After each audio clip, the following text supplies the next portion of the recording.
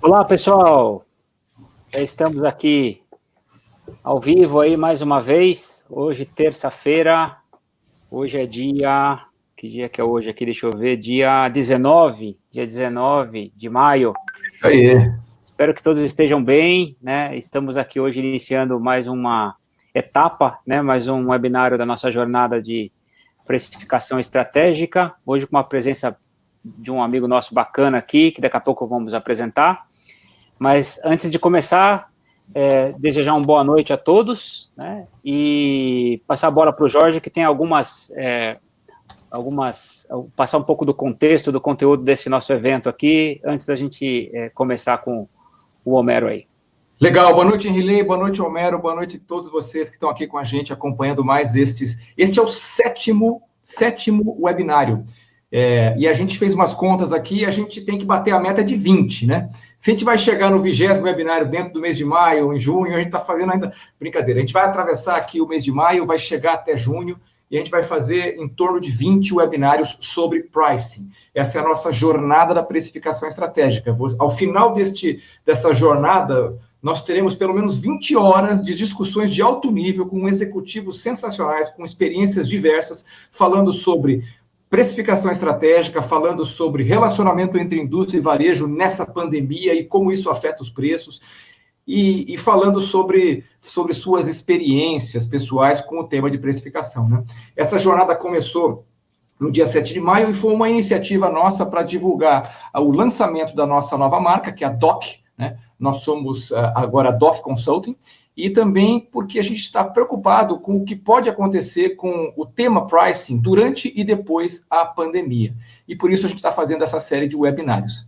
Legal? Então, como o Henrique já me apresentou, eu sou Jorge, sou sócio da DOC Consulting, e hoje o meu papel aqui vai ser um pouco mais de ficar no backstage, anotando as perguntas que vocês vão fazer. A gente tem um histórico de perguntas de altíssimo nível, e aí eu vou interrompendo aí o Homero e o Henrilei na medida do possível, para não interromper o flow, né, que eles estão falando, mas sempre tentando encaixar todas as perguntas que vocês fizerem. Legal? Boa noite. E vou passar a bola agora para o Homero se apresentar, nosso convidado ilustre de hoje.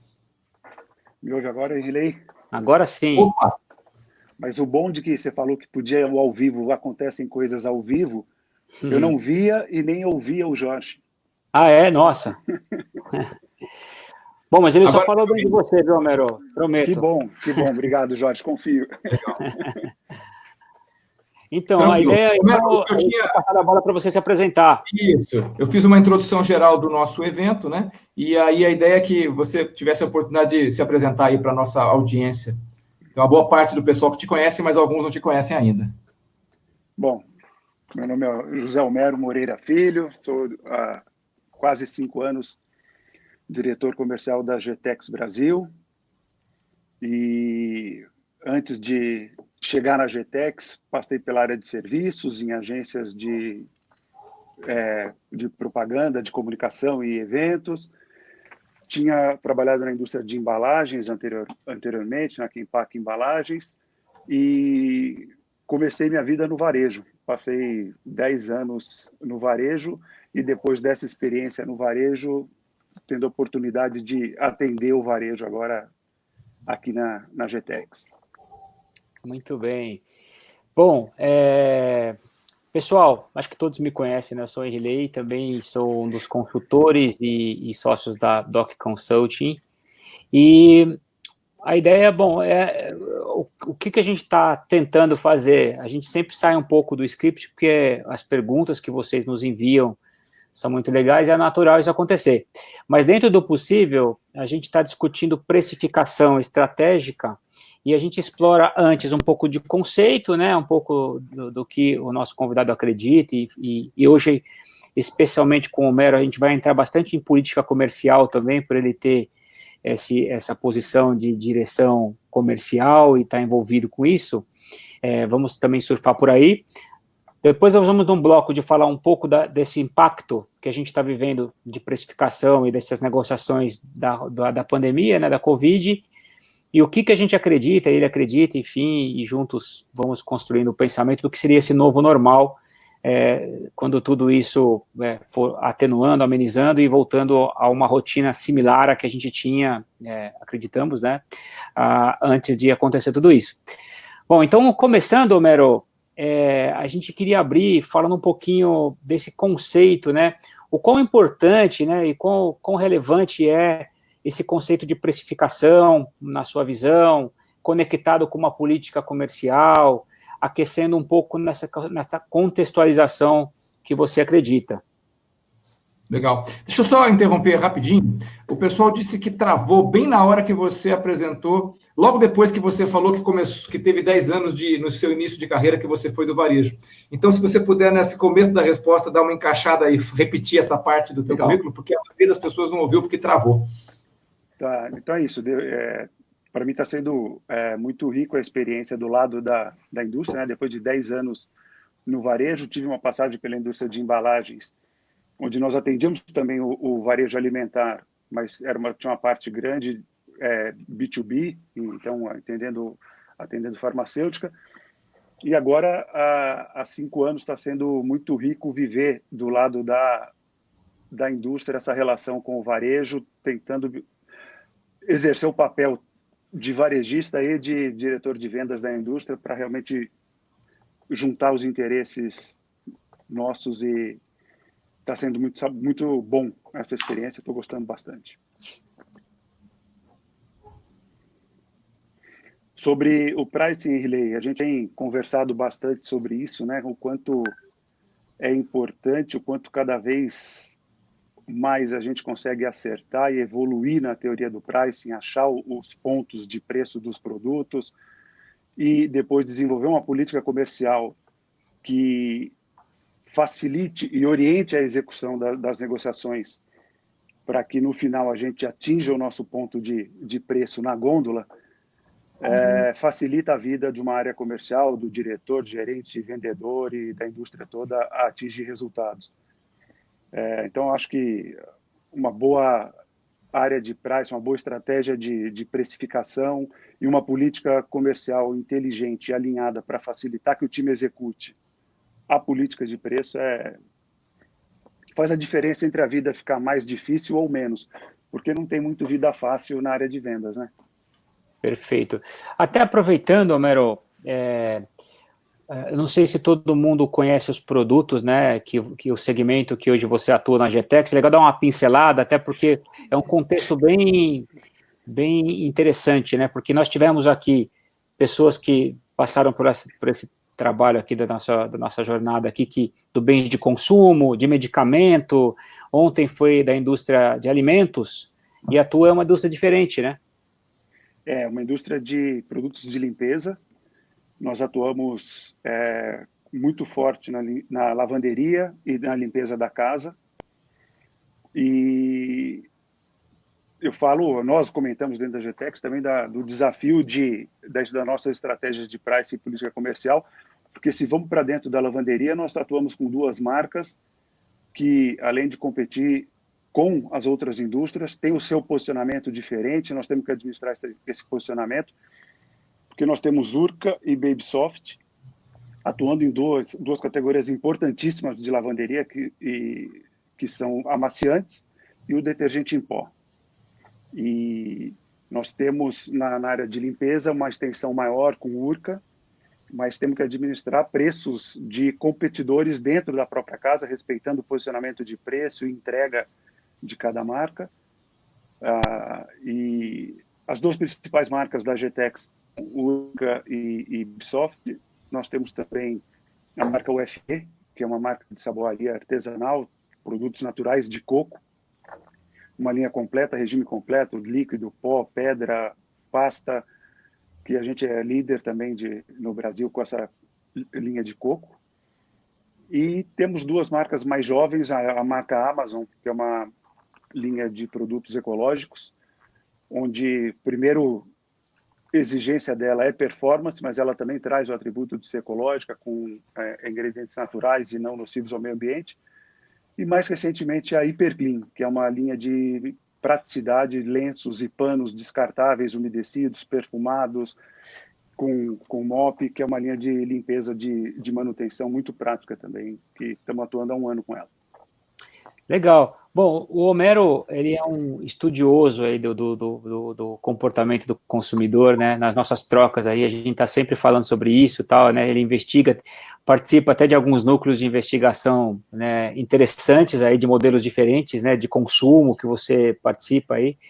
O que você está sentindo desse segmento e conectado com o tema de precificação, limpeza? Como que o shopper está reagindo? Como que está sendo essa dinâmica com o varejo também, em termos dos preços nessas categorias, que são categorias que hoje são muito necessárias, mais do que nunca, né? Porque as pessoas estão mais em casa, então estão limpando, as pessoas estão aprendendo também a utilizar esse que talvez quem não tivesse habilidade não usasse tanto, está tendo que aprender, fazer esse treinamento de utilizar produto, e também é um processo de segurança e de saúde também, de essa higienização, né, Homero? Nesse momento da pandemia, produto de limpeza, que sempre foi produto de primeira necessidade, virou essencial, né? Com algumas mudanças de categorias mais aceleradas, outras menos, mas como você falou, Riley, tem consumidor até aprendendo a usar alguns produtos e usando com mais intensidade. Nós estamos cuidando e divulgando também conteúdos para orientação de como usar o produto, qual produto deve ser aplicado de que forma, porque o consumidor está cada vez mais preocupado com higiene, né? Limpeza. E tem sido um momento de muito aprendizado. Se a gente olhar hoje, aí são 60 dias praticamente do auge, né, de quando começou aquela primeira fase. Tenho visto o pessoal aqui na sua jornada repetir a história. Vou tentar ser curto, então, daquele boom de compras em março, né, que dava a sensação de que ia faltar produto, então foi todo mundo correndo para as lojas, ou todos os clientes reabastecendo loja uma intensidade absurda. E a partir do começo de abril, nós começamos na GTEX o processo de compreensão, então, de como seria a travessia desse primeiro momento da pandemia e já começar a olhar para o futuro, o que vai ser, então, depois disso, né? Qual é o novo normal, qual vai ser o novo gabarito, o que vai haver de mudança de hábito de consumo, quais os canais vão sofrer mudanças, mesmo falando dos físicos, né? Durante esse momento e como que eles vão reagir a isso para aproveitar depois o próximo momento. O eletrônico nem precisa dizer desde o primeiro momento como ficou claro o quanto ele ia explodir. E falando de preços, nós tínhamos no começo de março, antes da pandemia, iniciado um processo de colocação de novas tabelas no canal indireto, assim que a pandemia começou, e compreendendo o papel da GTEX como produtos de limpeza nesse momento, nós retiramos a colocação de novas tabelas e preparamos as fábricas, cuidando dos grupos de risco, mas garantindo que as fábricas continuassem com alta produtividade e distribuição funcionando, equipe de merchandising na rua, que são os guerreiros, esses times que estão sempre nas lojas, abastecendo gôndola, puxando o produto de CD para disponibilizar para consumidor. E temos tido sucesso nesse período em conseguir realmente atender a demanda dos clientes e dos consumidores. E preço, nesse momento, sem grandes movimentos. Como a gente tirou a tabela também, não entendemos que seja um momento de ficar acelerando promoção. O mercado está ainda entendendo o que vai acontecer. Além disso, na entrada dos custos dos produtos, muita pressão de aumento de custo. Nosso time de compras lutando bravamente para não absorver aumento de custo, porque nós sabemos que não vamos repassar aumento na ponta agora. Então, é o equilíbrio de contenção de custos, de administração de preços onde estava, e atender o interesse do trade com as mudanças de canal para ter alguma atividade promocional, mas nós entendemos que não é hora de grandes movimentos em preço. Perfeito. Jorge, espaço, tem umas perguntinhas que já daria para... Legal.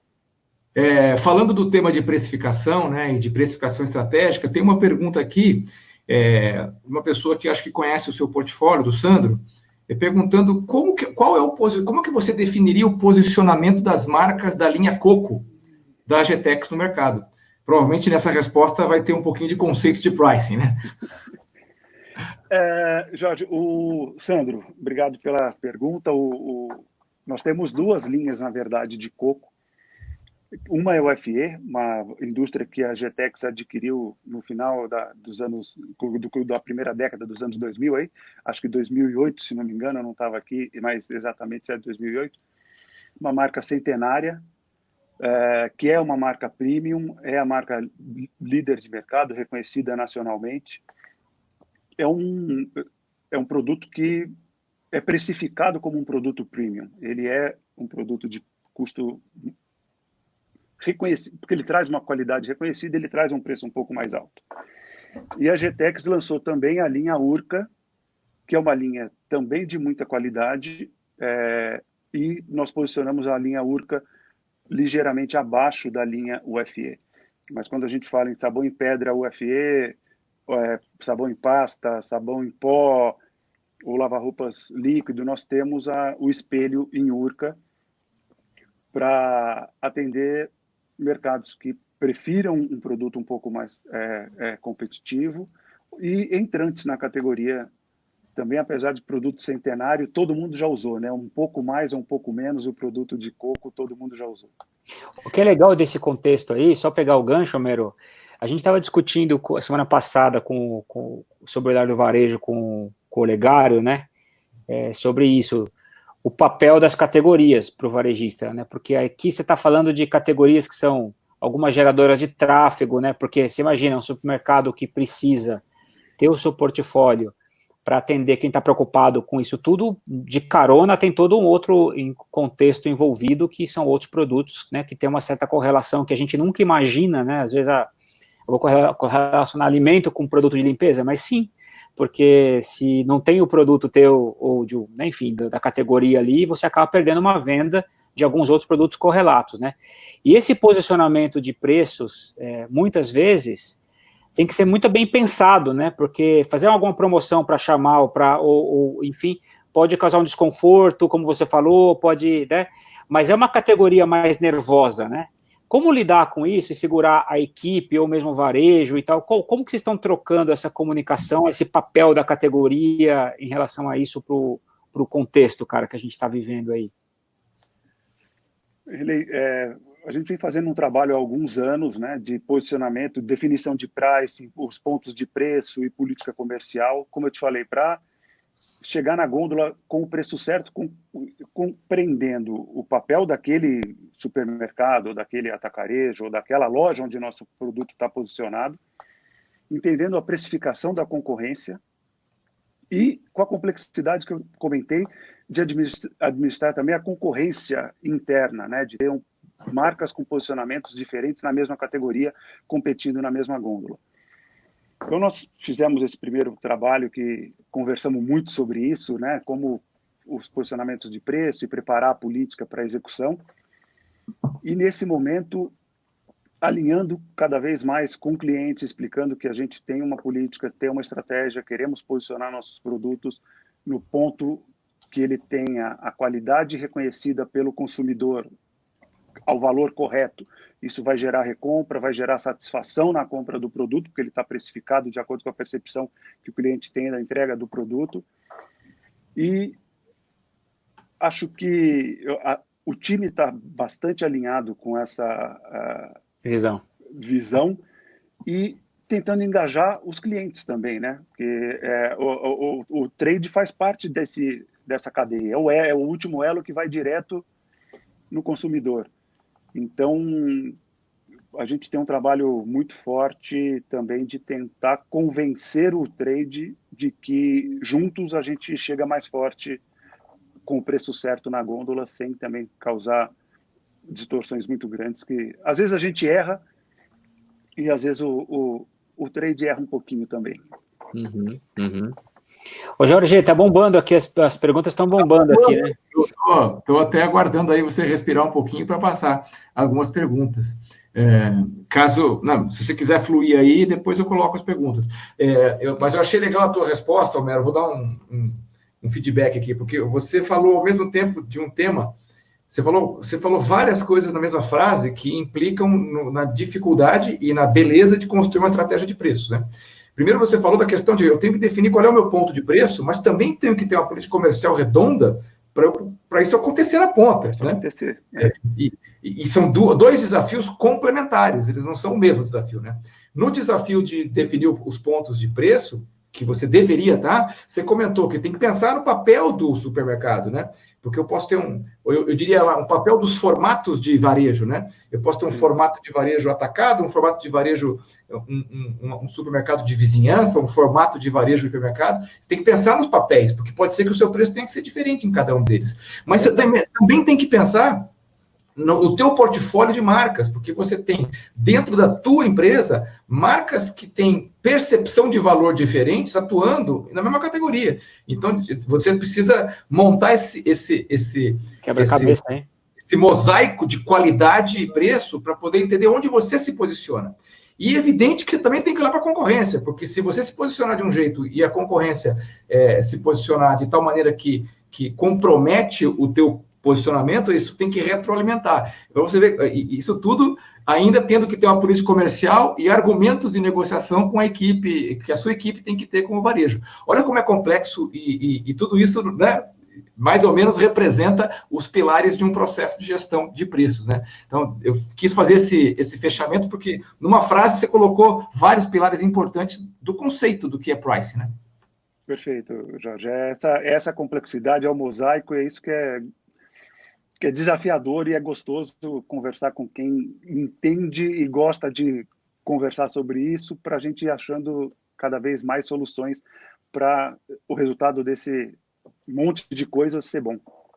Agora, eu vou colocar algumas perguntas, várias, porque provavelmente a combinação delas vai te permitir falar alguns minutos aí sobre a sua visão, né? Tem uma pergunta aqui do Fábio, ele pergunta, olha, eu entendo que existam marcas low price dentro do portfólio da GTEX. Se isso é verdade, como fazer para o pricing dentro de uma marca low price e ainda assim garantir margens para a indústria e para o varejo, né?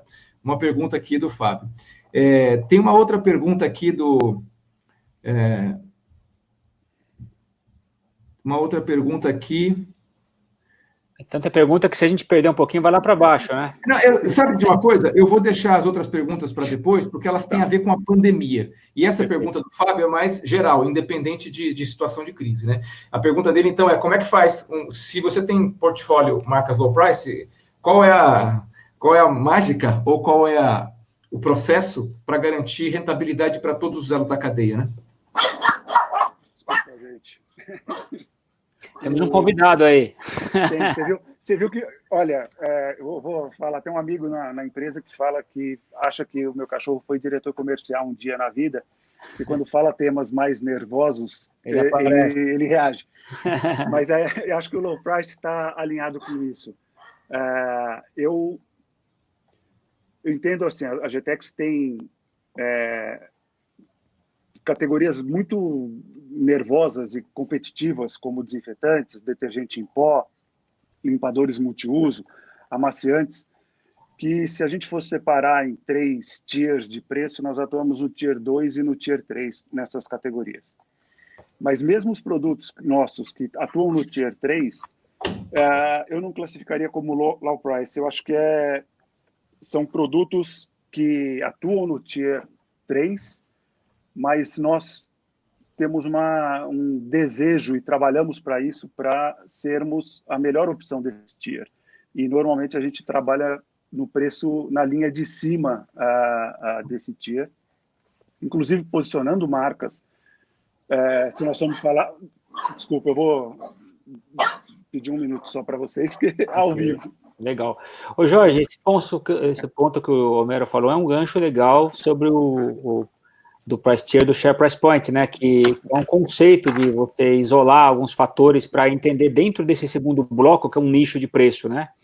Esse é um gancho interessante também para a gente. Verdade. Pode comentar depois. Uhum.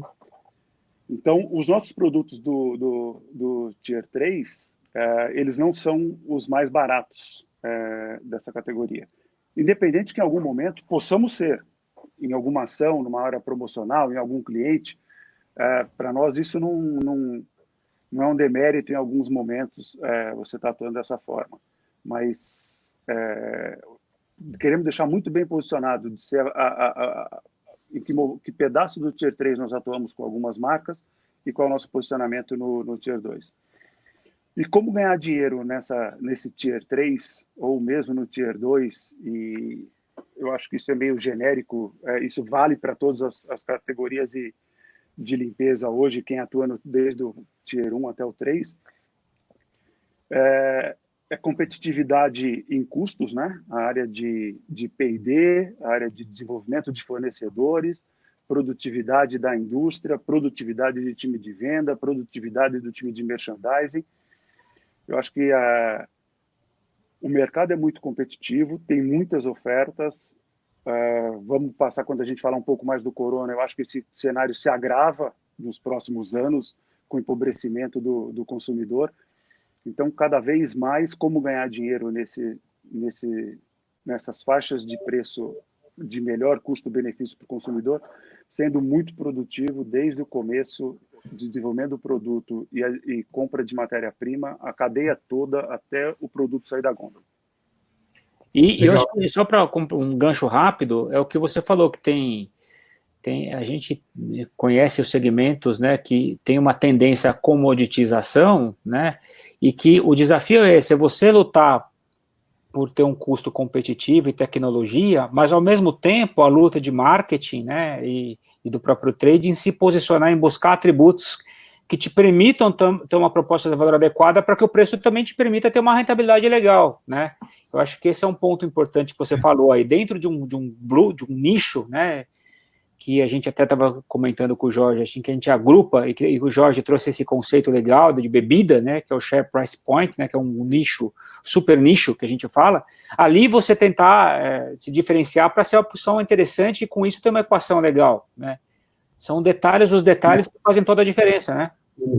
A ferramenta do share price point, ela consiste em você pegar uma faixa de preços da sua categoria.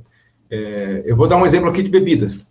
Vamos pegar refrigerante, vamos dizer que quais refrigerantes que são vendidos entre 2 e 3 reais? É uma faixa de preço. E nessa faixa de preço, qual é o meu share ali dentro? Eu estou ganhando essa faixa de preço? Eu tenho produtos para estar nessa faixa de preço? E se eu não tenho, eu tenho condições de criar. Então, é uma maneira de olhar estrategicamente o mercado com uma visão um pouco diferente, né? Uma visão por faixa de preço. Sim, dependendo da categoria, dependendo do negócio, ela pode te gerar insights que não são gerados em outras ferramentas, né?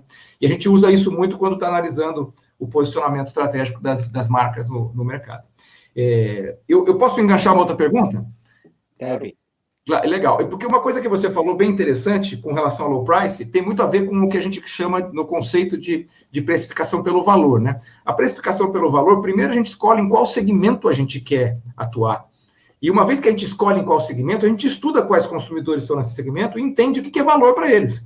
E a partir daí a gente vai produzir, vai fazer o produto que atendam a esse valor, ou seja, que atendam a capacidade nossa de vender para ele num preço que nos gere lucro e que atenda o valor dele. E muitas vezes você descarta benefícios que não são valorizados por esse segmento para poder ter um custo que te dê rentabilidade. Eu imagino que seja algo assim que vocês atuam por aí. E por que eu lembrei do precificação por valor? Porque você citou de insumos, né, de compra de insumos, e tem 2 ou 3 perguntas aqui, eu já vou dar nome para as pessoas que perguntaram, que estão dizendo o seguinte: como é que você faz quando os fornecedores têm que aumentar o preço dos insumos? O Klederson falou sobre se os fornecedores estão alinhados. Ele está falando mais de risco de fornecimento e não tanto de preço, mas ele fala do dólar, né? Então, de repente, o dólar é um fator que aumenta o custo né? Só que se você precifica pelo valor, o custo não deveria fazer você aumentar o preço. Então, eu queria entender com você como é que vocês lidam quando existem reajustes nos insumos, em específico. Tem várias perguntas aqui sobre o dólar, porque nós estamos num momento que, além da pandemia, tem uma explosão do dólar. Pergunta que o cachorro vai latir agora, hein? Seria. Mas o risco de fornecimento, acho que eu já não tenho certeza, a GTEx tem uma rede de fornecedores e uma estrutura de compras que eu não vejo risco de fornecimento. Pressão de custo aumentou muito depois da pandemia. Algumas cadeias foram desestruturadas, algumas cadeias tiveram muito aumento de custo, outras redução, outras dificuldades financeiras por atuar em outros segmentos diferentes dos que se mantiveram em atividade, como o alimentar e especificamente o nosso de limpeza, mas não vejo risco de abastecimento. Custo, a gente está reagindo ao máximo, segurando a pressão.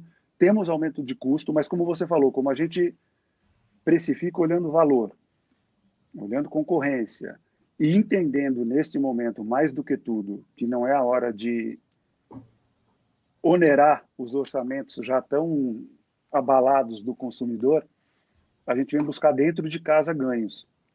Aliança com um fornecedor, onde você pode fazer uma negociação de mais longo prazo e diminuir o impacto no custo, ganho de produtividade na área industrial, todo tipo de despesa nosso, e até absorver que durante um certo momento, para preservar o atendimento ao consumidor, para preservar a cadeia, para preservar a saúde do negócio, talvez a gente vai ganhar um pouco menos. E quando chegar o próximo momento e que houver uma compreensão maior de qual é o novo normal, as coisas vão estando de novo. Perfeito, perfeito. Legal. Acho que está respondido com relação à questão do dólar, né? E se vocês que fizeram a pergunta quiserem complementar, coloquem aí para a gente. Cara, era para eu ficar só no backstage e eu não paro de falar, então eu vou devolver a bola para o Henrilei para ele conduzir um pouquinho mais dos blocos que a gente tinha imaginado, né? E aí a gente volta para as perguntas. Tem várias perguntas para falar sobre a pandemia e eu acho que vai ter um momento daqui a pouquinho para a gente passá-las para vocês. Legal. Bom, vamos entrar nesse bloco, então. Agora vamos falar um pouquinho dessa conexão, né, com Covid-19, né, essa pandemia, né, e que não pode ser um pandemônio, né, nós estamos enfrentando um momento difícil, mas o conceito que a gente está trazendo aqui nesses dias todos, a gente está até pensando aqui, depois se vocês, até legal ouvir feedback de vocês também, mas nos próximos aí a gente vai pensar em fazer uma abertura com alguns slides, né, alguns dados, mas o principal ponto é que nesse momento, de um modo geral, tem exceções, mas a demanda ela retrai, mas a razão dessa retração, desse não pedido, não é por uma questão, é porque a questão que o consumo se modificou e não tem demanda mesmo, né? É por isso que cai o pedido. E não porque o preço está causando isso, né? Mas muitas vezes, pelo modus operandi automático de muitas organizações, dar desconto é a alternativa que se tem e que neste momento pode dar dois problemas, né? Primeiro, se estabelecer um ponto de preço que pode criar um constrangimento que passando o tempo você não consiga retomar e você vai perder muita rentabilidade. E segundo, usar um mecanismo que não é o que causou o originador do problema, né? E que talvez não seja também a solução do problema. Como que você vê dessa forma também, Homero? É isso que você está encaixando aí nesse teu contexto de avaliação que você falou que está fazendo aí, cara? Sem dúvida, Henrique, porque, imagina, as nossas categorias como um todo estão indo muito bem. Como a gente falou no começo, a área de limpeza, felizmente, é uma das que menos está sofrendo ou não está sofrendo nesse momento. Mas existem categorias mais aceleradas, categorias menos aceleradas nesse momento. Tem uma demanda maior por algumas e algumas que tiveram uma demanda ligeiramente reduzida por hábitos de consumo. Imagina, a vida do consumidor mudou, né? Da noite para o dia, nós estamos em casa vestindo outro tipo de roupa, mas a casa está sujando muito mais porque família, filho, pai, mãe, está todo mundo dentro de casa, então isso provoca algumas mudanças no hábito de consumo. E o que adiantaria hoje se tem um produto qualquer que é menos consumido? Pô, se eu estou lavando um pouco menos de roupa, eu posso dizer que o consumo de amaciantes não esteja tão acelerado quanto costumava ser. Não é o momento de baixar preço desse produto. Eu vou baixar preço no momento que não tem demanda, ou que a demanda não está em 100, está em 95, ou está em 92. E aí vamos baixar preço, destruir o valor da categoria, destruir o valor da marca, e depois vai ser mais difícil para voltar. Então, achar o equilíbrio entre o preço certo para manter a demanda no melhor ponto possível é o sonho, né? E nós estamos tentando, com conversa com o trade, com conversa com o consumidor, com conversas internas, achar isso. Em compensação, categorias que estão com demanda muito acelerada nesse momento, como a de desinfetantes, limpadores multiuso, álcool. Se a gente quer ter responsabilidade e construir a imagem da marca, não é produto que nós vamos aproveitar agora para subir preço e repassar aumento nesse momento, muito pelo contrário, estamos garantindo abastecimento do mercado para que não falte, estamos sendo bastante ágeis e efetivos para garantir o abastecimento das lojas que são os nossos clientes.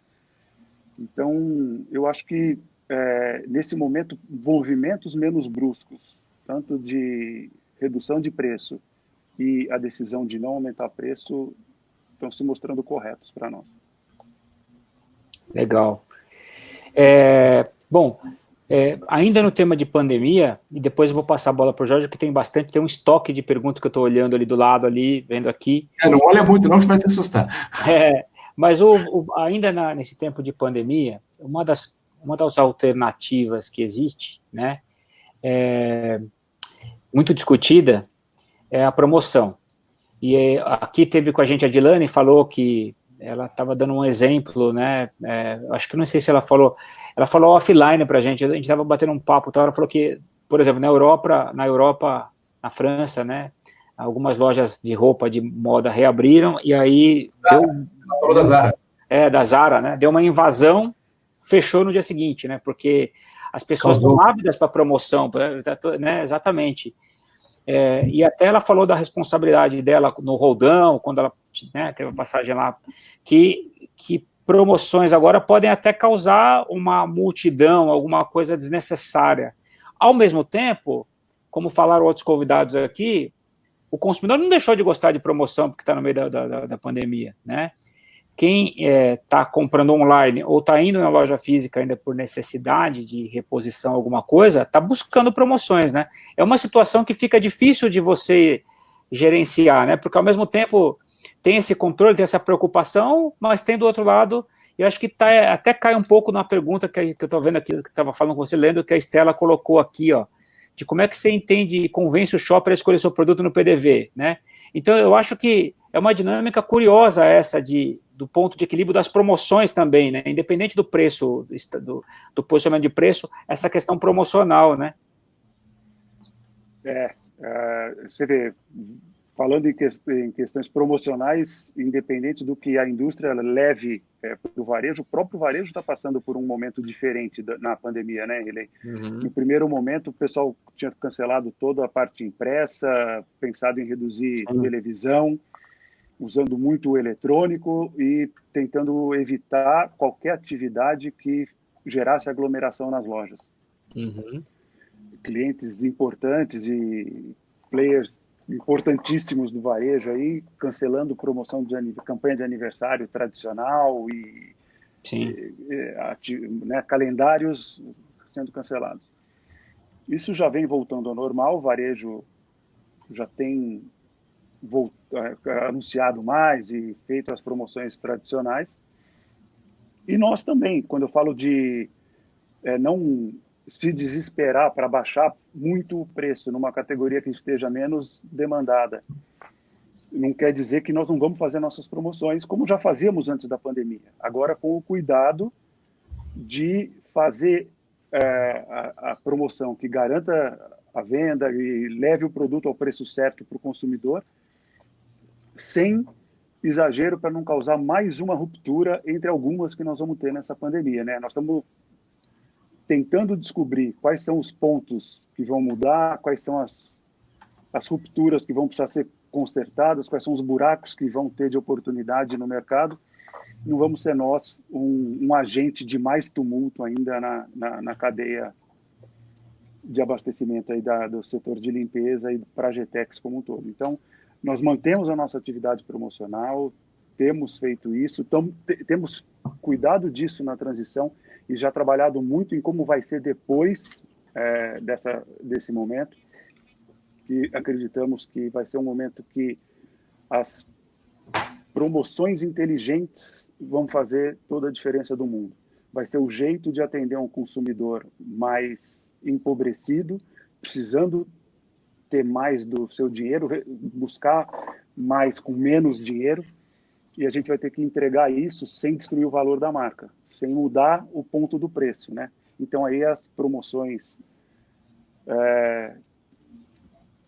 vão ter que ser muito inteligentes. Nós estamos trabalhando muito nisso, ouvindo tanto o trade quanto o consumidor e debatendo internamente com a área de marketing, de pesquisa, de desenvolvimento de produto e tudo. Perfeito. Legal. Esse assunto dá vontade, tentando, isso dá estica, vale outro webinário. Eu ia falar, são aquelas conversas que a gente pode seguir, né? É isso aí. Eu tenho uma pergunta aqui, duas perguntas interessantes que falam sobre o momento atual e uma série de perguntas que falam sobre o pós-pandemia. Eu vou passar duas perguntas aqui sobre o momento atual. Uma delas é a do Vando. O Vando está perguntando o seguinte: você acredita, Homero, que este momento de pandemia, ele fala do após, mas eu acho que tem a ver com, a gente pode adaptar para o durante também. Se pode ocorrer ou está ocorrendo uma mudança expressiva em relação ao consumo pelo canal e-commerce. E se você está vendo isso acontecer com o seu portfólio, e se você acha que preço ou comodidade, qual dos dois que está fazendo com que esse canal esteja crescendo? Essa pergunta do Vando. Depois eu coloco a do Fábio Rocha aqui. O canal e-commerce está crescendo muito, né? Cresceu muito, vai se desenvolver. Acho que tenho ouvido falar se são 3 anos ou se são 10 anos em 3 meses, que era uma coisa latente, né? Já vinha acontecendo, e essa quarentena fez com que o e-commerce se acelerasse. Muitos marketplaces procurando todo mundo, colocando todos os produtos para dentro, como oferta, o varejo criando o compre e pegue, a indústria criando seu próprio portal, sua loja. Nós temos uma loja muito focada, a loja era só de Hiperclean, nós já passamos a vender Amazon, vender álcool em gel e vender alguns produtos Urca. A nossa loja bate recordes semanais de vendas. Então, você tem uma loja que vende direto ao consumidor? Tem uma loja que vende direto ao consumidor.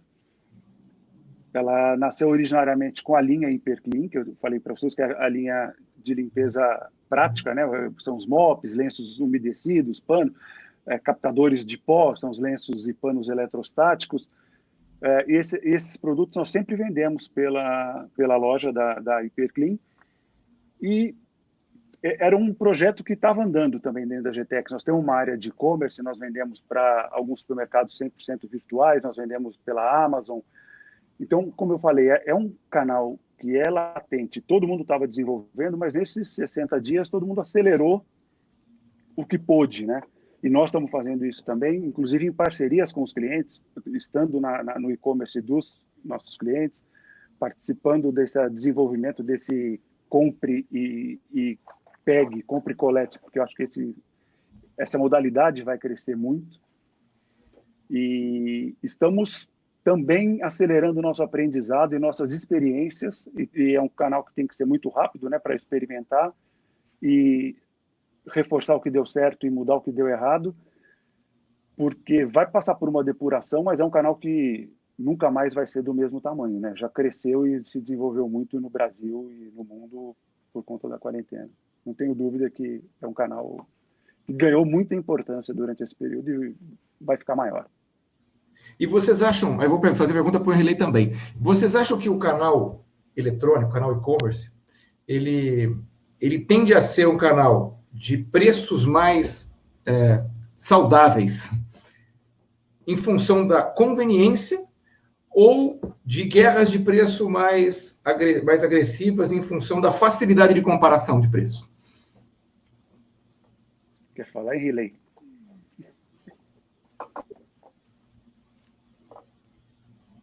A gente não está te ouvindo. Não sei se você desligou o seu som ou se caiu. Voltou aí? Voltou. Não sei por quê. Bom, vamos construir essa resposta, né? Tentar aqui. A gente tem, o que a gente observa, e o que a gente viu, a gente teve até, esse ano, a gente teve uma feira, né, na NRF, lá em Nova York, e o que se busca é o omnichannel, né, que os varejos estão buscando, que é tentar uma pluralidade de canais, todos integrados, mas que ainda é muito desejo, isso é um desafio. O que se vê mais são multicanais, né, ou seja, uma mesma bandeira com canais diferentes, e que a preocupação é que exatamente essa, que cada canal tem um papel a ser cumprido, né? Não todos os canais vão ter os mesmos preços, são papéis diferentes e que tem espaço para posicionamentos de preço em comparativo com o serviço que ele oferece, o valor que ele oferece também diferente, né? E que também tem públicos que gostam de consumos e jornadas diferentes, né? Então, eu acho que, de fato, o que a internet traz é uma visibilidade maior. Eu até comentei do case. Ano passado eu tive uma oportunidade de dar uma aula lá na Getúlio Vargas, a gente fez um teste lá ao vivo com as pessoas e do varejo, né, e que a gente colocou um produto para todo mundo dizer qual era o preço e tal, e sem o uso de plataforma nenhuma, teve um desvio de 200 e poucos % do menor para o melhor de erros, né, e depois quando a gente já fez o mesmo teste com outro produto, habilitamos uma plataforma de busca de produto na internet, deu 0 de desvio, todo mundo acertou. E não significa que, por ter essa visibilidade, que todo mundo vai ter a tendência de ter o mesmo preço. Eu acho que não. Eu acho que sim, o que vai ser buscado cada vez mais na relação jornada, shopper e ponto de compra é a experiência de compra. E é isso que vai provocar os posicionamentos de preços diferentes, né? Então, aí, eu acho que essa harmonização entra por aí. E vai caber ao varejista, junto com seus parceiros das marcas, a entender como arquitetar as diferentes tiers, como o Mero falou, nos diferentes canais, para o mesmo público dentro da mesma bandeira. Eu acho que esse vai ser o grande desafio dos próximos tempos, independente da pandemia e tudo, eu acho que isso já está aí. Só intensificou em alguns graus, devido à questão do isolamento social temporário, né?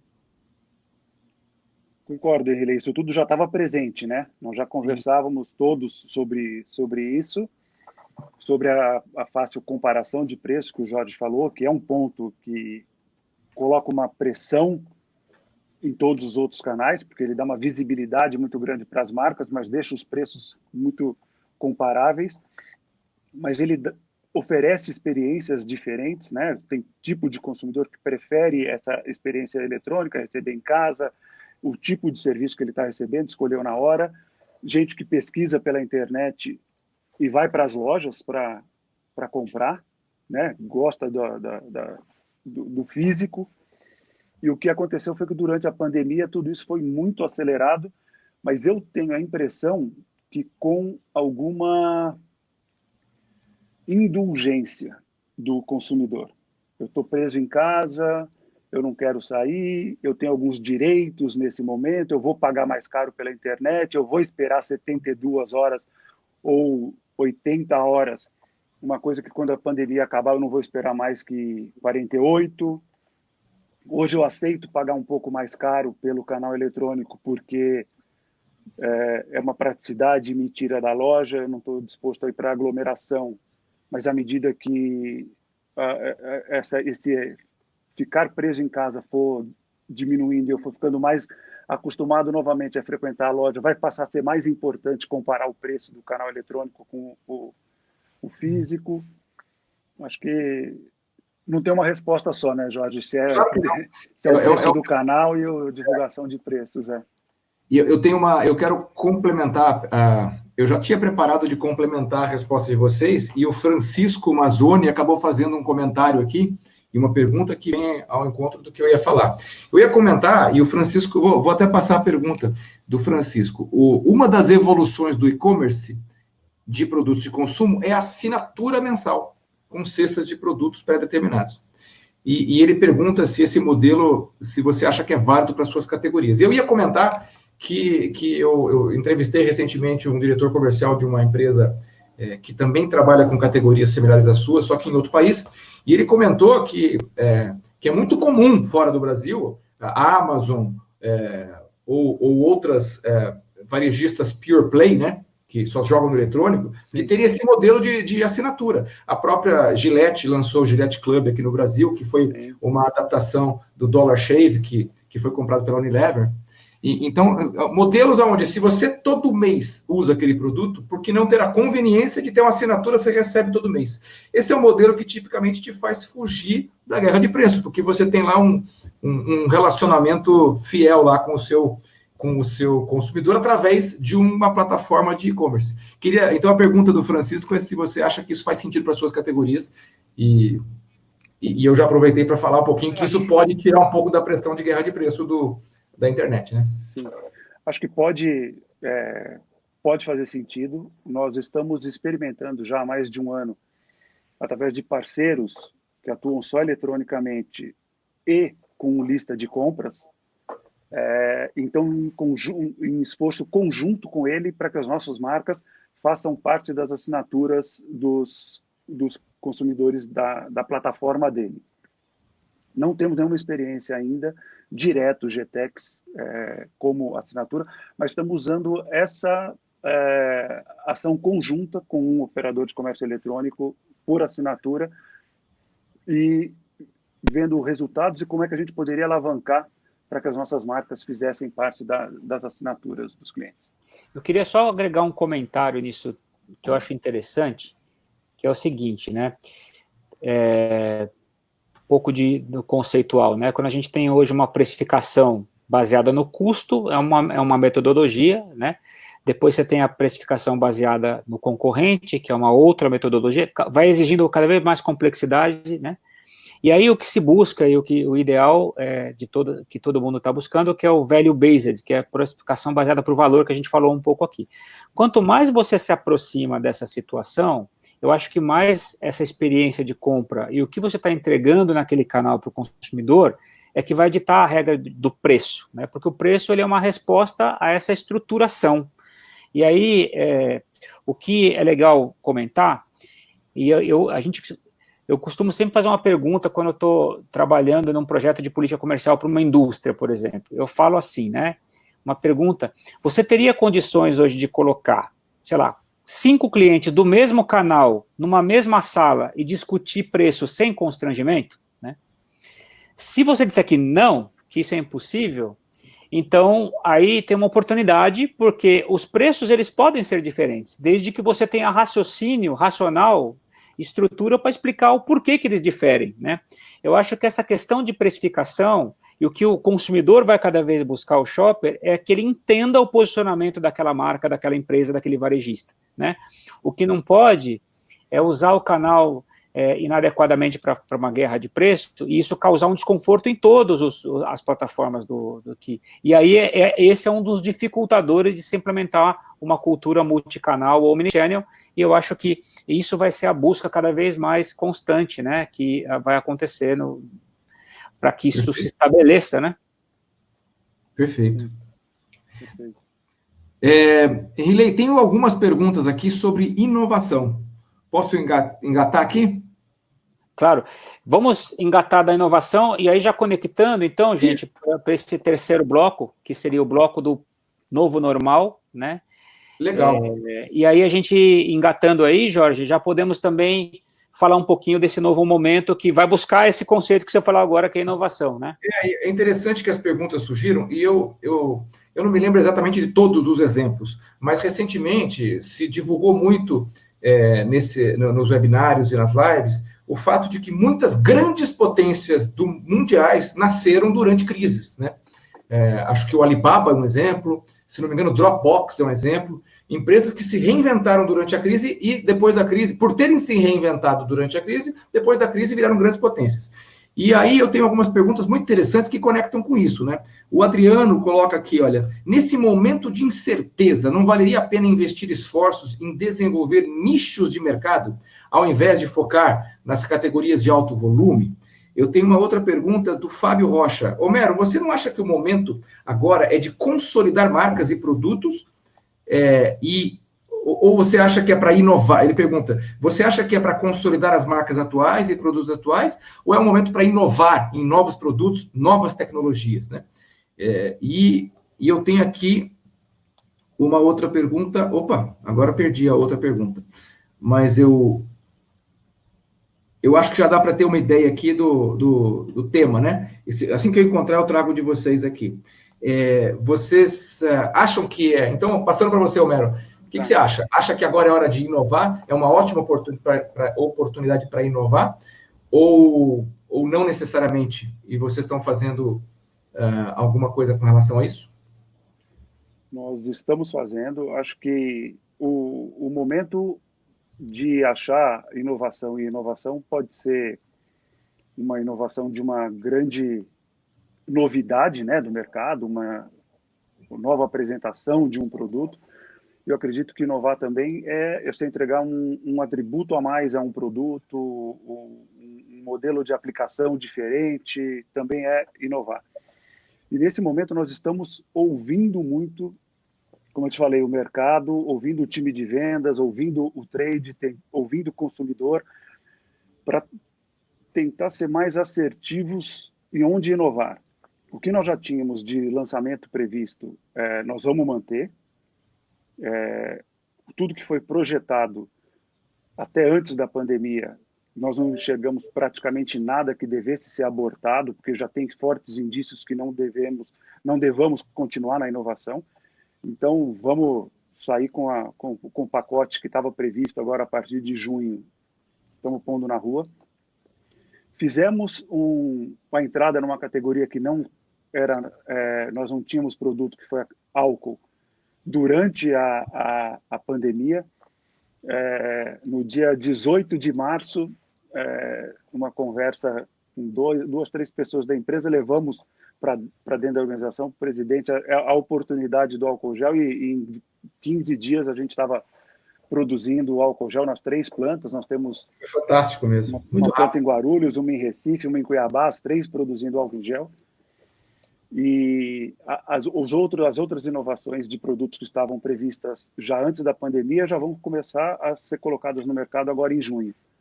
Paralelo a isso, nós estamos compreendendo quais serão as necessidades do mercado depois, a mudança de hábito do consumidor, e onde que nós vamos encontrar oportunidade de inovar em tamanhos, em categorias, em aplicações.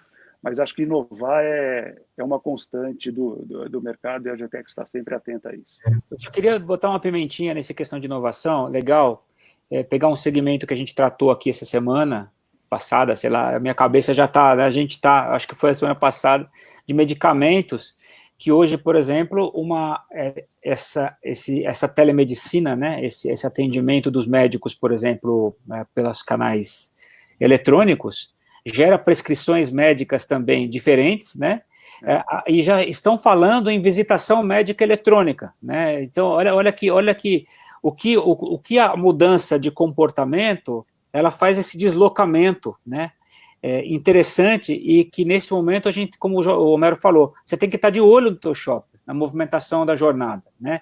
E as respostas tão clássicas que a gente sempre tem dos institutos, eles são muito lentos, né? Não é porque eles são lentos, porque eles têm uma estruturação de pesquisa, e esse modelo de observação, como falou a Dilane, não do transatlântico e da lancha, ele é bem importante, e eu acho que o contato com a equipe comercial, com os promotores que estão aí, como o Homero falou, heróis aí do campo, os clientes, eu acho que todo mundo deveria sentar junto e tá discutindo disso. A gente viu um case muito legal do presidente da Starbucks, que ele estava comentando lá em janeiro, falando sobre isso, faz roda com o pessoal, discute ali, sem muita estruturação, e aí quem sabe vem essa ideia, como veio do álcool gel, e em 15 dias se implementa, e se é para errar, erra logo, rápido e corrige depressa. Faz alguma coisa diferente, né? Senão fica muito no campo da poesia, a gente não inova, não acerta, né, Homero?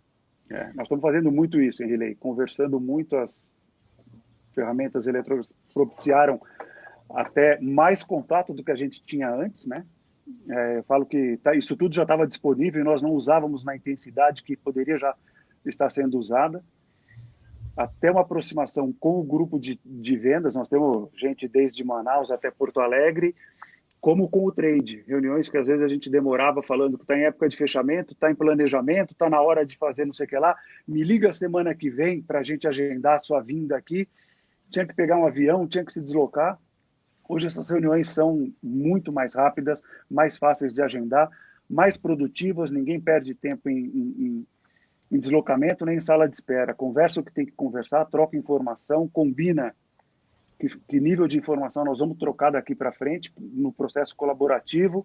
Acabou. Outra reunião e sai tanto seja o trade, time de vendas, cada um produzindo e muito mais informação. A gente brinca, né, que quando você atrasava 15 minutos numa reunião presencial, passa batida, né? Se você atrasa 1 minuto na online, você parece que está um século ali, cadê o cara, né? Cadê o cara? Você vê que a produtividade aumenta, né? E é uma coisa interessante, a inovação não é só em produto, né? Inovação pode ser em processos internos, onde você discute melhorias. Inovação pode ser no processo de definição, no processo de pesquisa do que é valor para o shopper. Inovação pode ser na maneira como a gente se relaciona com o nosso cliente, como nós estamos fazendo aqui. Então, a inovação não necessariamente precisa você inventar um produto que não existia, mas certamente a inovação nos seus processos vai fazer você chegar mais rápido na certeza de que tipo de produto os teus segmentos, os segmentos que você decidiu atuar, estão precisando, né? Sim. Isso é muito forte. Só esse exemplo, claro, quando a gente teve lá como presidente da Starbucks, ele chegou e falou, olha, é o seguinte, eu chamo o pessoal de loja, sento e falo assim, o que você precisa para atender melhor, para a gente servir melhor, né? E aí a tendência do pessoal é já colocar, olha, você tem que fazer assim, não se preocupa com o como depois a gente tem bastante gente para pensar aqui dentro, né? Mas me fala o que você precisa, né? Eu acho que esse é o ponto importante e que depois, com uma boa ideia e tendo boas possibilidades, cai nessa execução, como o Homero falou, todo mundo junto, você faz rápido, né? E eu acho que isso que é importante, essa cultura, nesse momento, é fundamental de ter respostas interessantes para o teu shopper, né? É isso aí. É isso aí. Eu tenho uma pergunta aqui muito complexa com relação ao depois da pandemia. Não sei, eu acho que era melhor vocês falarem um pouco sobre isso. Essa é para o cachorro, então, hein? Essa é lá para o cachorro latir. Ela é uma pergunta complexa. Não é complexa, ela é uma pergunta que vocês vão ver. Ela é uma pergunta que nós estamos tentando aqui entender o que vai acontecer lá na frente. Mas quem sabe a gente não conversa um pouquinho mais sobre as expectativas que você tem, Homero, sobretudo com relação a pricing, mas também com todos os elementos que no entorno das relações comerciais entre varejo, indústria e a percepção do shopper. Como você acha que vai ser o pós-pandemia? E aí eu coloco essa pergunta porque talvez ela ajude a gente a pensar um pouquinho sobre isso. Pode. Acho que eu vou dar uma cortada.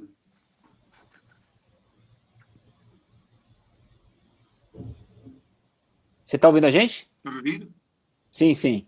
A gente está te ouvindo, sim. Você pode repetir? Cortou um pouco o som, eu não consegui te ouvir. Tá um pouquinho abafado o seu som. A pergunta foi, na verdade, eu perguntei o seguinte, como é que você está enxergando o pós-pandemia? Não apenas com relação às dinâmicas de preço do mercado, mas com relação a relacionamento entre varejo e indústria e percepção do shopper com relação a preço também.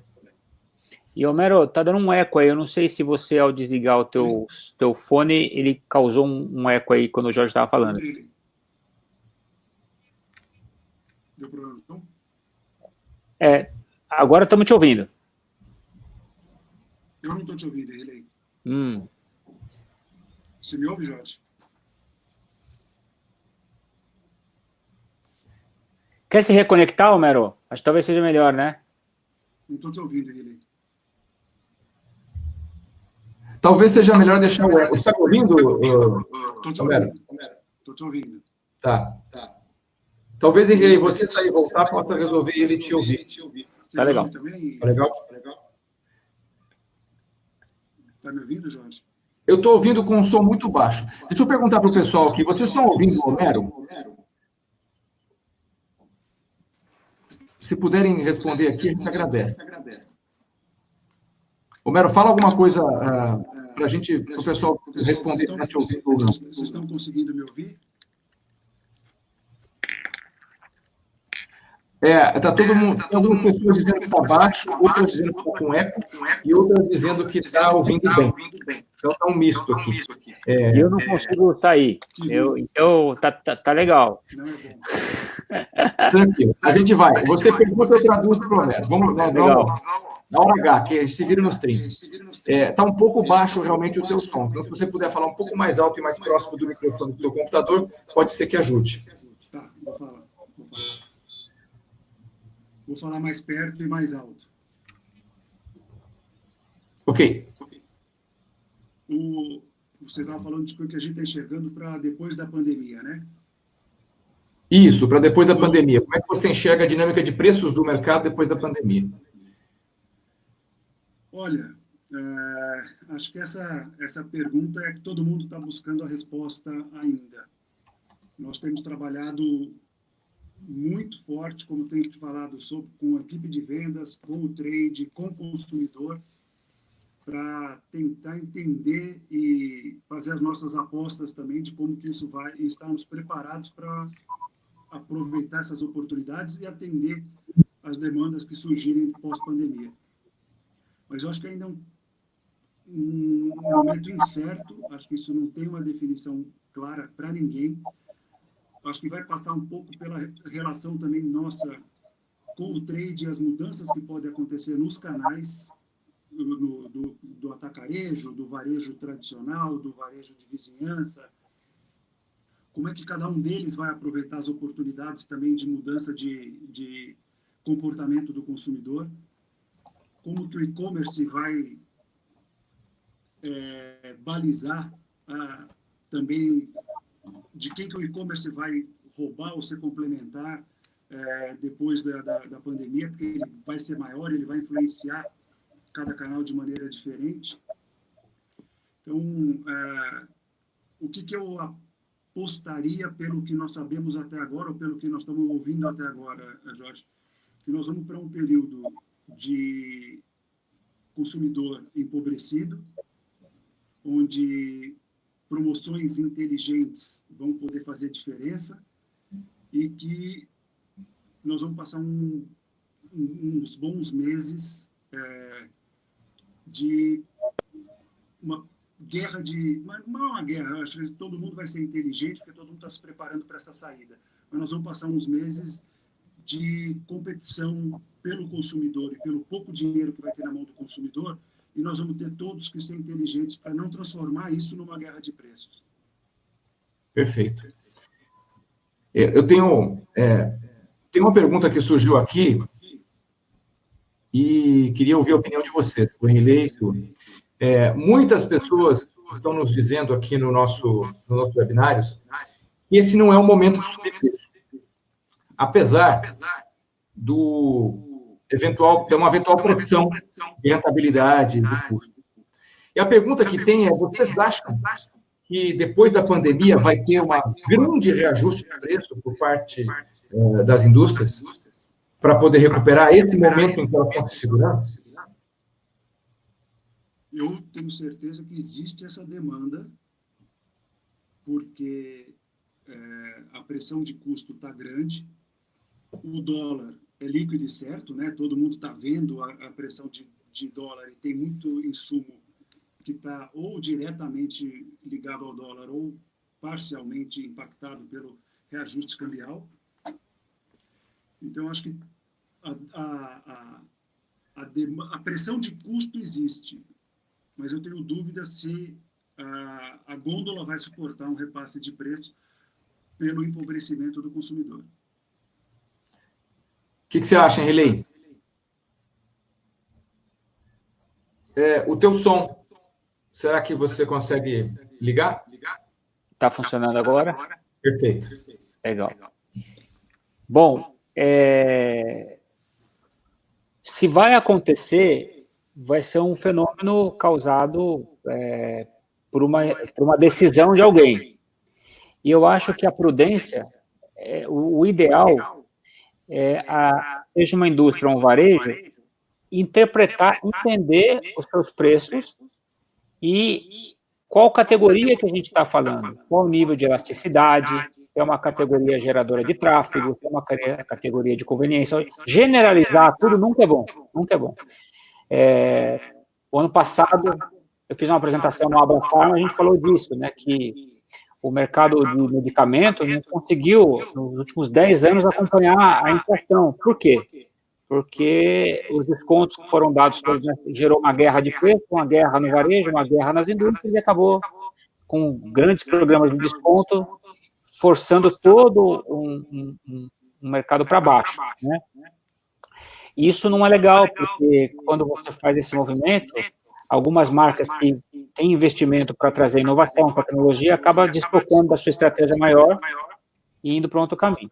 Então, eu acho que o adequado, seja você baixar, subir, organizar seu preço, tem que estar sempre alinhado com esse estudo estratégico, de elasticidade, de posicionamento. Essa deveria ser a resposta. E não com uma resposta em conjunto, vamos todo mundo fazer para lá, vamos todo mundo fazer para cá. Isso nunca é um bom caminho, né? Então, a gente sempre tem que puxar para decisão, porque pricing é uma arte, né? E que precisa de ciência para fazer. Então, seja no nível inicial ou até o maior nível, sempre tem espaço para você estudar antes de fazer um movimento que se entusiasmar por algum caminho aí sem muito conceito de fazer. Então, essa seria a minha resposta para isso. Perfeito. Eu vou concordar com vocês dois. Eu acho que vai ser muito difícil as empresas conseguirem implementar reajustes de preços em ondas fortes só porque acabou a pandemia e as pessoas vão voltar, entre aspas, ao normal. Muito difícil. Por outro lado, vai existir uma pressão de rentabilidade. E aí eu entendo que a prática que você usou no começo, Homero, de ter promoções inteligentes, vai valer mais do que nunca para ter precificação inteligente. Eu me lembro quando eu trabalhava numa indústria de refrigerantes, que quando eu tinha uma pressão para subir preço, em função de rentabilidade ou em função do que fosse, existia um estudo para entender que embalagens, em que canais o consumidor entendia um valor agregado e que suportava um pequeno aumento. Não dá para sair fazendo aumento sem fazer um estudo da percepção de valor do consumidor. E no nosso caso, a percepção de valor variava por canal, a percepção de valor num bar é diferente da percepção de valor num restaurante, é diferente da percepção de valor de um refrigerante no supermercado, que também é diferente da percepção de valor desse mesmo produto num ambulante na rua. Então, cada canal de vendas, a percepção de valor é diferente. E a percepção de valor de uma embalagem de 2 litros é diferente da percepção de valor de uma embalagem mini. Então, tinha uma inteligência de fazer um estudo de quais dessas combinações de canais e de embalagens, e de missões e de ocasiões de consumo, tinha espaço para você conseguir fazer um incremento de preço quando existia um gap que suportava dentro do valor percebido. Essa inteligência não é qualquer empresa que tem. E eu acredito que, pós-pandemia, as empresas que tiverem essa inteligência vão conseguir fazer com que a sua rentabilidade fique saudável, e as que não têm vão ficar batendo de cabeça com o varejo, tentando aumentar, batendo de frente com o shopper, que não vai aceitar, e talvez ela sofra um pouco mais. Essa minha percepção é combinando um pouquinho do que vocês falaram. Mas concordo totalmente. Quanto mais ciência a gente puder aplicar às decisões de preço, mais chance de acertar a gente tem, né? Fica mais embasada a decisão de preço. E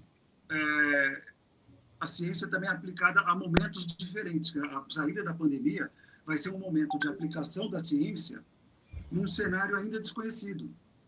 Toda a ciência de pricing que uma empresa mais madura ou menos madura use em níveis diferentes, e o que vocês são especialistas e ajudam as indústrias a aplicar ciência nas decisões de pricing, até como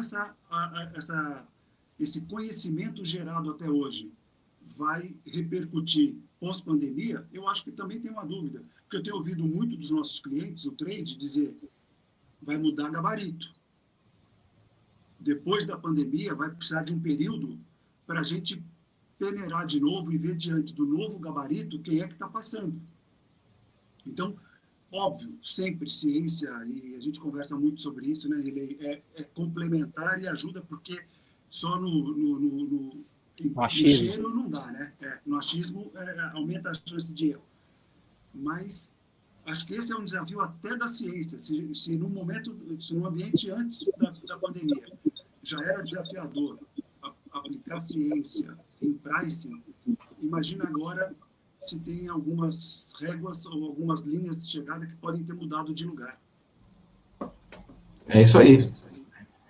Eu tenho até uma pergunta aqui do Adriano, e se a área de pricing, profissional de pricing, é uma mão de obra super qualificada e se não tem pouca oferta desse tipo de profissional no mercado. O que você acha, Henrique? Pergunta eficaz, né? Porque é uma área que ainda não tem tantos representantes assim quanto outras áreas como marketing, trade marketing. Né?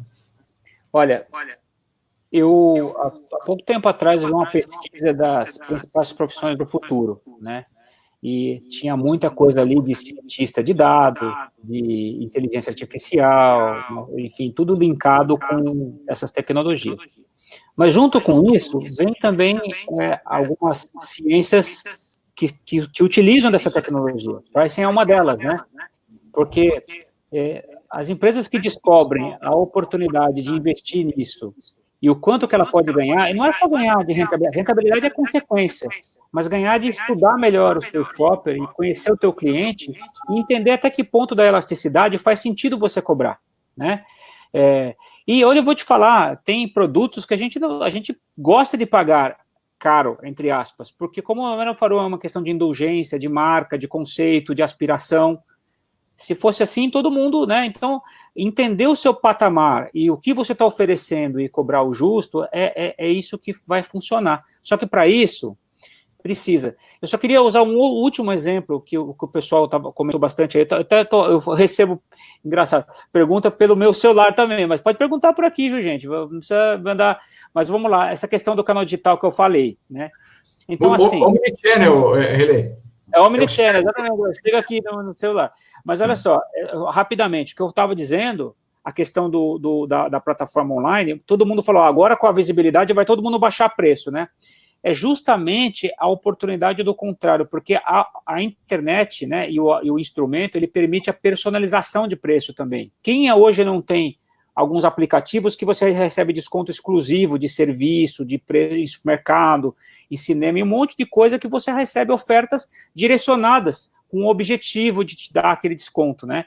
Então, preço, hoje você falar qual é o preço é muito relativo. Dentro de um ambiente de varejo, você ali tem vários tipos de atributos que vão permitir com que você tenha descontos e o preço vai variar conforme a tua posição, o que você devolve para o varejista ou para a indústria. Tudo essa troca vai permitir com que essa dinâmica ela se altere. Então, esse profissional de pricing, voltando para a questão que o Jorge falou, conectado com tecnologia, conectado com dado, alicerçado, eu acho que a empresa que olhar para isso, seja do varejo, seja de serviço, seja qualquer, não tem, e entender essa relação, vai ficar mais forte. E eu acho que com isso abre um campo para esses profissionais que ainda são poucos, né? Ainda temos muito espaço para crescimento. Estava aqui o Zaya falando disso ontem, né? Ele falou, cara, montei na raça algumas áreas de pricing ainda em grandes empresas, né? Eu acho que tem muito espaço mesmo. É isso aí. Eu acho que é alguma coisa como 20 anos atrás a gente falava do trade marketing, né?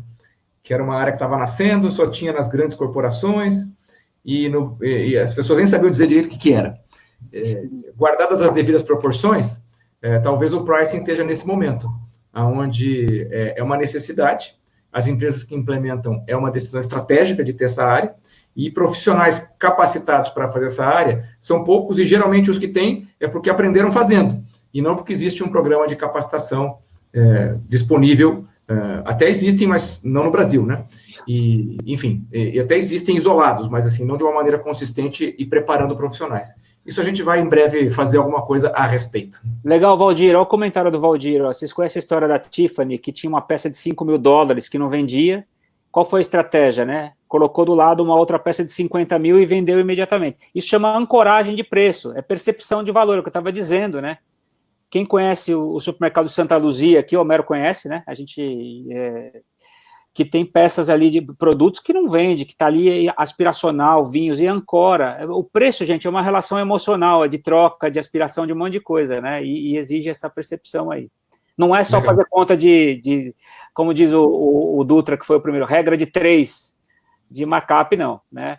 Definitivamente, o precificar não é só calcular o imposto. É isso aí. E o markup né, tem uma inteligência por trás. Perfeito. Mas, tanto que a gente falou durante toda essa conversa nossa, nós estamos em 1h20, a gente falou desde o começo, né, de definir o preço ideal é uma arte, entender qual política comercial vai te fazer chegar nesse preço é uma arte complementar, fazer com que você, definir esse preço, você tem que entender o valor percebido pelo shopper, você tem que entender o que a tua concorrência está fazendo, você tem que entender as marcas que você tem, o papel que elas têm nesse tabuleiro, e tudo isso olhando para a rentabilidade, porque não faz sentido fazer tudo isso e não ter uma condições de gerar lucro para poder reinvestir na sua empresa e trazer mais inovação. Isso tudo junto realmente é mais do que ciência, é mais do que arte, é a combinação das duas, né? É o que a gente costuma dizer. É isso aí. Legal. Henrique, o que você acha? Vamos mais um pouquinho ou você quer já caminhar para o encerramento? Legal. Eu acho que a gente podia fazer a última passagem de nós três, falando um pouquinho então, Homero, você primeiro, claro que você é o convidado, agradecer desde já, cara, você ter aceitado o convite aí, né, de participar com a gente. O Homero, eu sou suspeito para falar porque a gente conversa muito, né? A gente toma nossos cafés quando dava, né? Por aí. Então a gente está aqui fazendo o que a gente já está acostumado a fazer, que é essa troca legal. E então, cara, fica à vontade para dizer que mensagem que você quer colocar no final dessa discussão nossa aqui, que enriqueceu bastante a nossa jornada. E tenho certeza que o pessoal gostou bastante dessa troca nossa hoje aí. E agora ficou mudo mesmo. Agora eu não estou escutando aqui, não sei se... Não estamos escutando nada. Vamos fazer o seguinte, Homero, você volta enquanto a gente vai finalizando, você entra de novo? Legal. Vamos esperar. Peço para vocês aí 2 minutinhos para o Homero se conectar, para voltar, para deixar a mensagem dele. Então, e agradecendo as pessoas, né, nossa audiência aqui, é legal, né, Jorge, que o pessoal fica com a gente até o finalzinho mesmo do segundo tempo aí, até os acréscimos do segundo tempo da prorrogação, e que cada vez mais essas perguntas de vocês enriquecem muito, esses comentários, esses exemplos que vocês dão para nós. E ontem eu recebi até uma mensagem de uma pessoa que participou. Eu nem conhecia a pessoa pessoalmente, eu não conhecia a menina pessoalmente, mas ela estava conectada no meu LinkedIn. Sim. Ela nem estava conectada no LinkedIn, ela mandou uma mensagem pedindo conexão. E ela agradeceu, disse que foi uma aula, o webinário de ontem, e me perguntou referências de livros que ela pudesse ler para poder aprender um pouco mais sobre pricing, né? E hoje também o colega, o Adriano, aqui comentou que será que o profissional de pricing é uma mão de obra escassa? Portanto, investir nesse tipo de conhecimento é um bom investimento na carreira? E isso começou a acender na gente uma luz de que sim, e talvez a gente tenha esse papel, e que não estava claro ainda, mas que talvez a gente tenha que trazer para vocês esse conhecimento de uma forma estruturada, para que quem desejar partir do zero para conseguir ser um analista de pricing bem cotado num processo seletivo, possa estar pronto. Então, vamos trabalhar um pouco nisso. Fica aqui o insight, que já está anotado, para a gente trabalhar um pouco nisso e, quem sabe, daqui a um mês ou mais, trazer uma solução para o mercado. Perfeito. Bem-vindo, Homero. Estão me ouvindo agora? Opa, agora crystal clear. Que bom. Bom, primeiro, agradecer o convite de vocês para esse bate-papo. Como você falou, Henrique, a gente faz isso de maneira... ou fazia presencial e vamos voltar a fazer, porque... eu gosto muito do tema e vocês são profundos conhecedores do assunto de pricing e é sempre enriquecedor as nossas conversas nos cafés, e hoje foi, para mim, uma aula também, de novo, estar aqui com vocês. Peguei o final dessa fala do Jorge, e acho uma ótima ideia que vocês ofereçam uma solução para a formação de profissionais de pricing, porque são conhecedores do assunto e olham isso com uma maneira realmente inteligente, estruturada, e vai poder ajudar muita gente. Sobre uma mensagem de fechamento, é assim, tenho convidado o meu time a saber menos do que a gente sabia antes, tire um pouco de certeza da sua cabeça e comece a fazer novas perguntas e ouvir as respostas com uma possibilidade ainda de que elas tenham viés, porque é um momento realmente de reconstrução. A travessia da pandemia está sendo difícil, nós estamos indo bem, mas ela é curta. Ela vai durar mais 2 meses, mais 1 mês ou mais 3. E depois desses 3 ou 4 meses que nós vamos passar de travessia, começam os próximos 20. Então, nós precisamos estar, nesse momento, muito abertos a ouvir e ter senso aguçado para perceber o que pode estar por trás das informações que nós estamos captando e como é que a gente liga uma na outra, porque se nesse momento nós soubermos menos e perguntarmos mais, vamos ter chance de sair, depois dessa pandemia, construindo os próximos 20 anos. Cara, vou fazer a minha mensagem final, complementando e pegando gancho no que você falou. O que eu tenho, né, nos nossos projetos aí, conversado com o pessoal, é que a empresa nunca deveria ter plano só de curto prazo. Ela deveria ter... O de curto prazo é super importante, o de médio... Mas pensando no horizonte maior, de uma longevidade, das carreiras das pessoas, das estratégias das empresas, um horizonte de 4 meses, 5 meses é muito pouco, perto de toda uma história, né? E eu acho que a gente tem que olhar nisso, nesse sentido, né? E não tomar decisões nesse pequeno intervalo sem, né, estruturar legal, sem pensar nessas consequências maiores. E o que de lição você consegue tomar agora que vai te ajudar nessa continuidade da jornada, né? Talvez seja um grande alarme para a gente abrir o farol e olhar que, como o Homero falou, a gente precisa aprender um pouco mais de algumas coisas para que a gente tenha oportunidade de repente, sair mais forte dessa situação, né? E não estamos discutindo o mês. Se a gente olhar para o mês, a gente fica depressivo, né? Não adianta. Tem que discutir o projeto que a gente está envolvido. Eu acho que essa é a grande mensagem que eu deixaria para todo mundo aí. E o Jorge vai fazer o convite de amanhã. Não percam, que amanhã vai ser bem legal também. Vai ser bacana. O Jorge vai falar um pouquinho do nosso convidado de amanhã. Valeu, gente. Legal, pessoal. Eu não vou fazer um fechamento complementar, porque vocês falaram tão bem, né? E já falei ao longo de toda a nossa conversa. Acho que agora vai ser a hora da precificação inteligente, e precificação inteligente vai exigir que as empresas comecem a pensar agora que processos que têm que ser ajustados, que profissionais têm que ser buscados para poder fazer isso. Isso certamente vai ajudar a passar por esse pós-pandemia e pela reinvenção que as empresas vão ter que viver, né?